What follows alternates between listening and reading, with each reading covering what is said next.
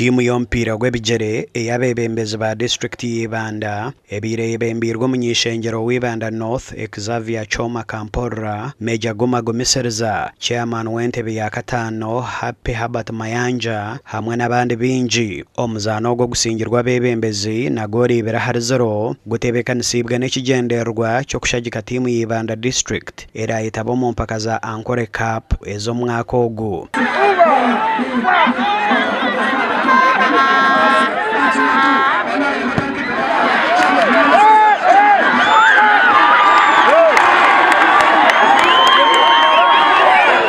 Ejempire itwentuzaana niyo kumuburayizinga abantu mwena obwetworekyeriire kugira ngu Ibanda District ebaase kusinga ekikopo kya Ankole yoona.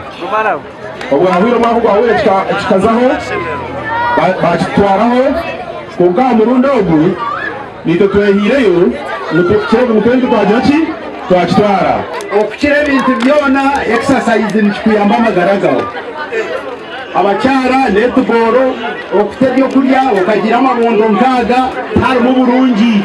Bamwe aha batuura hamwe n'abashuubuzi abashikira omu mwanya ogwo kushagika omupiira ogu bashabira abeebembezi okubahwera kubombekyera ekishayi kiri aha mutindo. Twije tutebeekanise omukoro ogundi nk'ogu n'ekigendererwa eky'okuboneza ekishayi kiitu eki ekaba kapeti.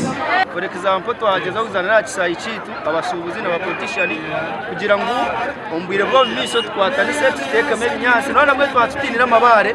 Ibanda neyo kwiguraho omuzaano gwayo gw'okubanza era okureetana tiimu ya Buhwejo omu mpaka za Ankole omu muzaano gurabeho aha Sande.